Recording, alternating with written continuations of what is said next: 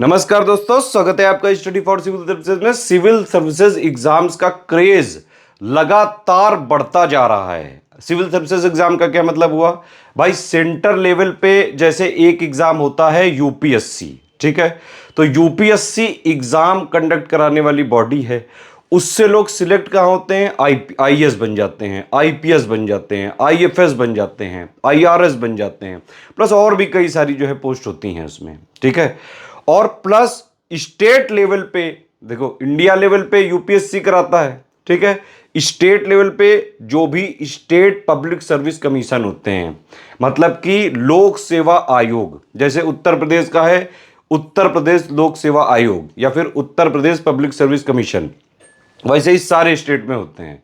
उनसे क्या बनते हैं लोग? एसडीएम बनते हैं, डीएसपी बनते हैं, बीडीओ बनते हैं, एआरटीओ बनते हैं, नायब तहसीलदार बनते हैं। अब आजकल सोशल मीडिया इतना ज़्यादा हावी हो चुका है और रील्स और शॉर्ट्स का वर्चस्व आजकल चल रहा है, तो जो स्टूडेंट्स हैं, चाहे वो 12th क्लास से नीचे वाले क्लासेस के हों, 9, 10, 11, 12 क्लास वाले हों या जस्ट 12 पास आउट हुए हों, ग्रेजुएशन के फर्स्ट सेकंड थर्ड ईयर में हों, किसी भी स्ट्रीम के हों, तो लोगों में ये उत्साह ज़रूर है और कई सारे स्टूडेंट सिविल सर्विसेज की तैयारी करना चाहते हैं। ये वाला क्वेश्चन कई सारे लोगों ने कई बार डिफरेंट डिफरेंट तरीके से पूछा है कि भैया 12th के बाद आईएएस पीसीएस की तैयारी स्टार्ट कैसे करें। ये बड़ा इंपॉर्टेंट सवाल है। देखिए, सिविल सर्विसेज जो एग्ज़ाम है ना, इसमें पेशेंस आपको रखना पड़ता है, धैर्य रखना पड़ता है। और ये कोई उस टाइप का जो है एग्ज़ाम नहीं है जैसे बोर्ड रोड एग्ज़ाम होते हैं कि भाई थोड़े दिन 2-4 महीना पढ़ के और आप टॉप कर लिया है। यहाँ पे ऐसे टॉप नहीं किया जाता है, बाकायदा एक सिस्टमेटिक प्रोसेस है। ये 3 फेजेस के एग्ज़ाम होता है। ये देखो, जितने भी सिविल सर्विसेज के एग्ज़ाम हैं सारे में 3 फेजेस की प्रक्रिया है। पहले तो आप ये समझो, जो लोग भी तैयारी करना चाहते हैं, 12th के बाद हो या 12th के पहले हो, ग्रेजुएशन के किसी ईयर में हो, जस्ट 12th पास आउट किए हो, तो भैया ये 3 स्टेप की प्रोसेस है। पहला होता है प्री, फिर होता है मेंस और फिर होता है इंटरव्यू, ठीक है। तब जाके आप जो है आईएएस, पीसीएस, एसडीएम, डीएसपी जो भी है सब बनते हैं। ये प्री में क्या होता है? प्री में होता है GS, general studies. General studies में कौन कौन से सब्जेक्ट होते हैं? पॉलिटी होता है, हिस्ट्री होता है, ज्योग्राफी होता है, साइंस होता है, इकोनॉमी होता है, एनवायरनमेंट होता है, करंट अफेयर होता है, बहुत सारे सब्जेक्ट हैं इसमें, ठीक है। तो एक तो जीएस हो गया, प्लस एक होता है सीसेट का एग्जाम प्री में। सीसेट पे क्या होता है? जनरली जितने भी जो सिविल सर्विसेज के एग्जाम है वहां पे सीसेट का जो है एग्जाम जरूर आजकल होने लगा है, भले वो क्वालिफाइंग होता हो, 33% नंबर आते हों। उसमें क्या क्या आता है? जैसे यूपीएससी का आप देख लीजिए, रीजनिंग एप्टीट्यूड आता ही आता है, इंग्लिश की कोरोलरी आती है, इंटरपर्सनल स्किल के क्वेश्चन आ जाते हैं, ठीक है। स्टेट पीसेस में अगर आप देखें वहाँ हिंदी वाला कंपोनेंट भी आ जाता है, इंग्लिश भी आती है, रीजनिंग एप्टीट्यूड, इंटरपर्सनल स्किल, ये सब चीज़ें आती हैं। तो ये हो गई प्री। तो आपको ये तीनों स्टेज जब आप क्रॉस करेंगे तभी आप बनेंगे, ठीक है। प्री के लिए भी आपको पढ़ना पड़ता है, हालांकि ये छटनी वाली स्टेज होती है, एलिमिनेशन वाली चीज़ें होती हैं यहाँ पे।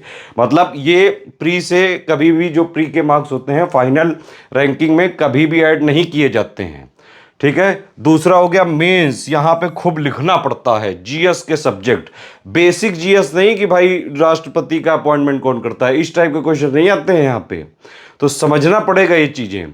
यहाँ पे आपको पूरा एनालिसिस लेवल पे जो है करना होता है काम, आंसर राइटिंग करनी होती है, जीएस के पूरे पूरे पेपर लिखने होते हैं, कुछ शब्दों में होते हैं क्वेश्चन, 125, 200 वर्ड, 250 वर्ड, इस तरह की चीज़ें होती हैं। 20-20 क्वेश्चन लिखने होते हैं 3 घंटे के एग्जाम में। और ऐसे जीएस के, जैसे यूपीएससी में जीएस 1, 2, 3, 4 हो गया, वहाँ ऑप्शनल अलग है। पीसीएस वाले में आजकल ज़्यादातर में जीएस 1, 2, 3, 4 के अलावा स्टेट वाले कंपोनेंट आ रहे हैं, 5, 6, जो स्टेट से रिलेटेड चीज़ें होती हैं, ठीक है। तो ये यहाँ पे पूरा लिखना होता है, और जो यहाँ पे लिखना होता है ना, वो बोर्ड एग्जाम की तरह नहीं लिखना होता है। स्टूडेंट्स ये समझने की ज़रूरत है कि ये नहीं कि रटा रटाया, जैसे बोर्ड में होता है ना कि कुछ फॉर्मूला रट लिए, कुछ भी कोई भी क्वेश्चन आए उसमें बस वो चिपका दिए, ऐसा नहीं होता है। यहाँ पे बाकायदा आपका जो है एनालिसिस देखी जाती है, आपके बेसिक्स क्लियर है कि नहीं देखे जाते हैं, आपका कॉन्सेप्ट क्लियर है कि नहीं, आपको उस टॉपिक की अंडरस्टैंडिंग क्लियर है कि नहीं, आप सोच पा रहे हैं कि नहीं, आप इंटरप्रेट कर पा रहे हैं कि नहीं, आप ब्रेन स्टॉर्मिंग कर पा रहे हैं कि नहीं, खुद की थिंकिंग और सेल्फ एनालिसिस आप कर पा रहे हैं कि नहीं। ठीक है, इसके बाद होता है इंटरव्यू, ये होता है पर्सनालिटी का टेस्ट। ठीक है, और पर्सनालिटी जो है रातों रात नहीं बनती है, ये नहीं कि आज आप कोई दूसरी पर्सनालिटी थे कल दूसरी बन गए, उसके लिए लगातार मेहनत करनी पड़ती है, जीएस को पढ़ना पड़ता है, जीएस को समझना पड़ता है, करंट अफेयर पढ़ना पड़ता है, करंट अफेयर से लिंक करना आना चाहिए, इंटरलिंकिंग बहुत जरूरी है। ये वो जो नहीं कि पूरे दिन जो न्यूज़ में एक दूसरे को जो है कूटा करते हैं, वो उस टाइप की न्यूज़ नहीं, यहाँ पे आपकी पर्सनालिटी का पूरा टेस्ट होता है। तो पहले तो आपने ये समझ ली भाई कि प्रोसेस ये होती है।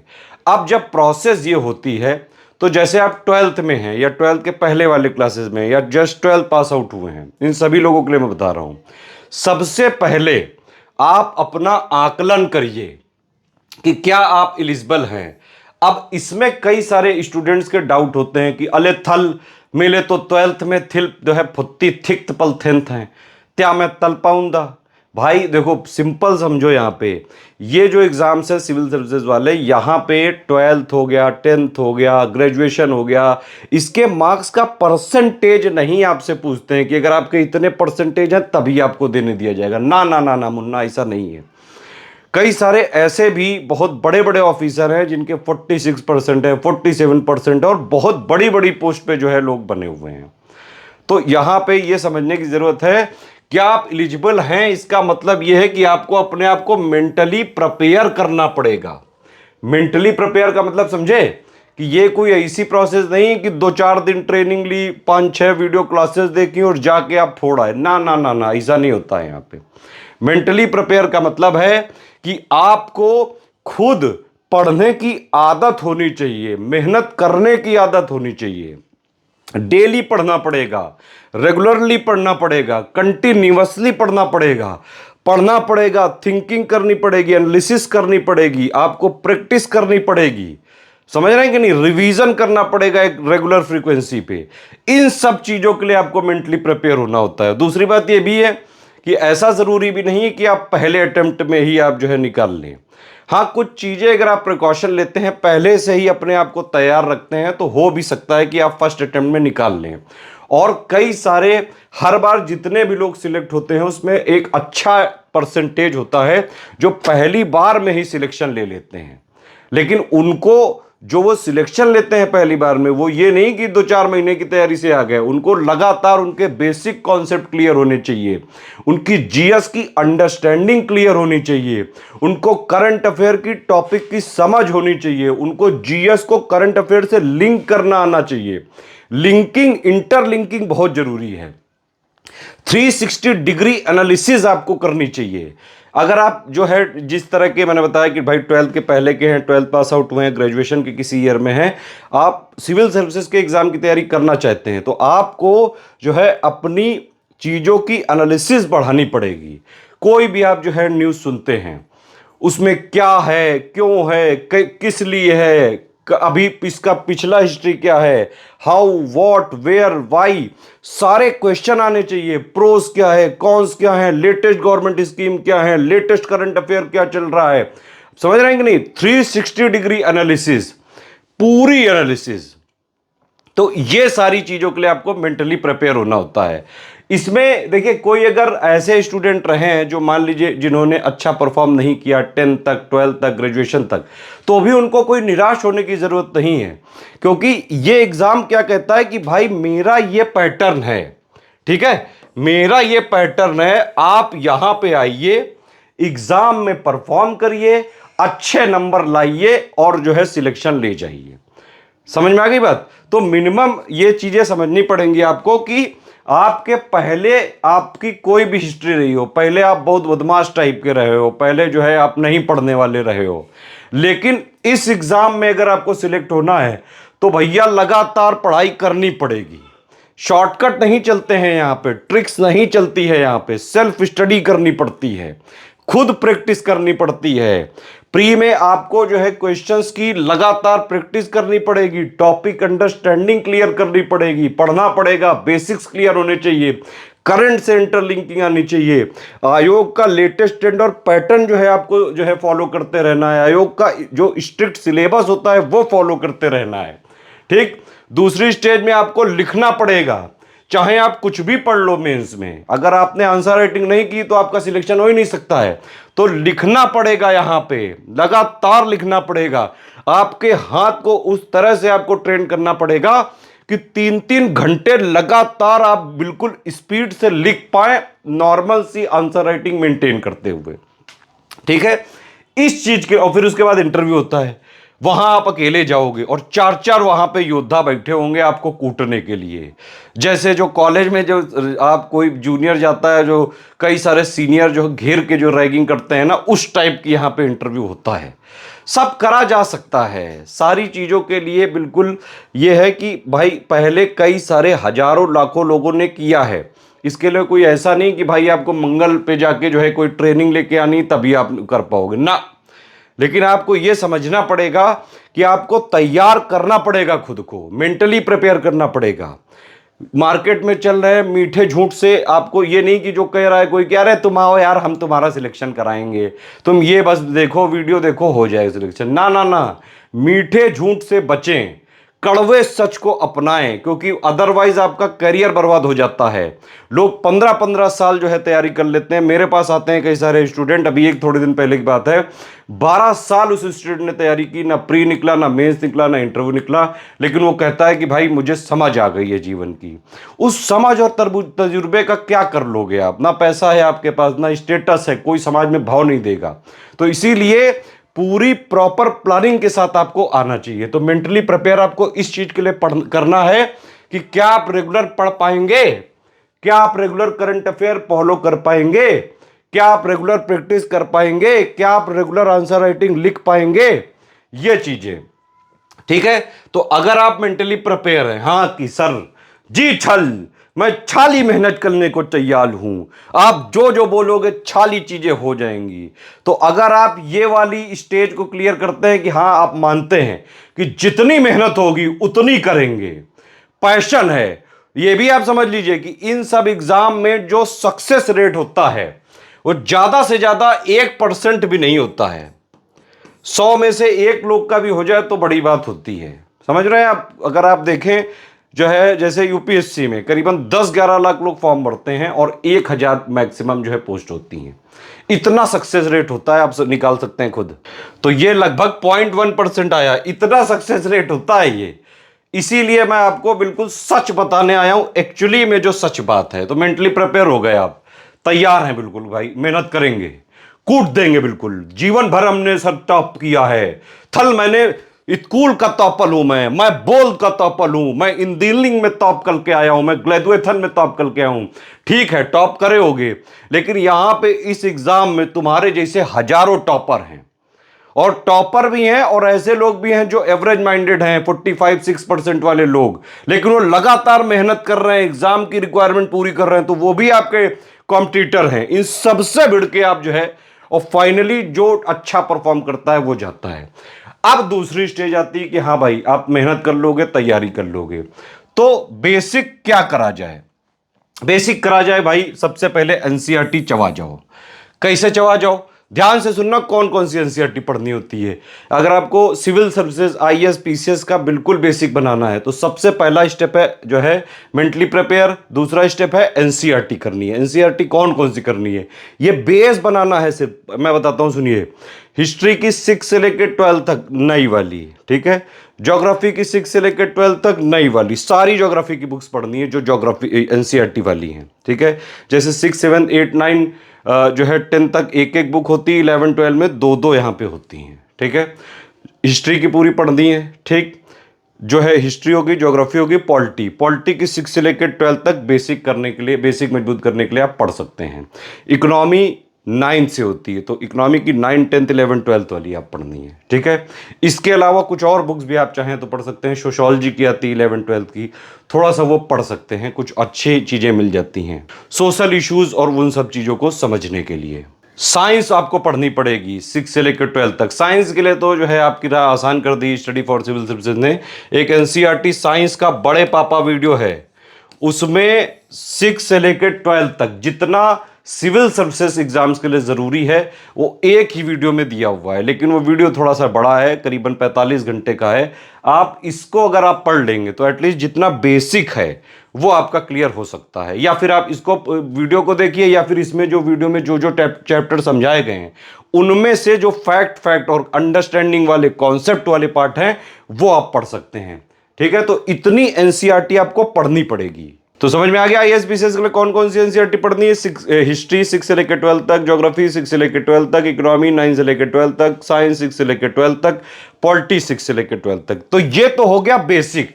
और इसको ये नहीं कि एक बार आपने पढ़ लिया बस जो है हो गया, बस थल मैंने एनसीईआरटी पढ़ लिया, अब मैं पीथियत आईएएस बनने के लिए तैयार हूं। ना ना ना, ऐसा नहीं होता है।